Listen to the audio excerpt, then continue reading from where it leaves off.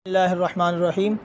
अल्हम्दुलिल्लाह आज हमारी दस्तार फ़ज़ीलत हुई दारुल उलूम मुजद्दिदिया नईमिया में, और हमने बुज़ुर्गों के बारे में सुना था कि उनका तरीक़ा तदरीस इस तरीके से हुआ करता था, सुनते आए हैं।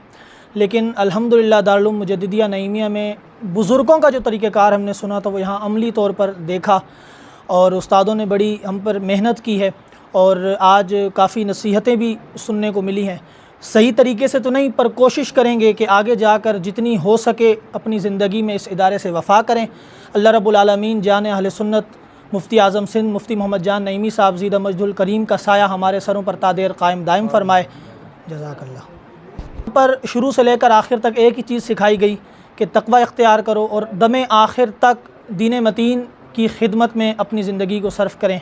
तो इंशाअल्लाह हम कोशिश करेंगे कि जितना हमसे हो सका दीन मतीन की खिदमत में अपने आप को सर्फ़ करेंगे।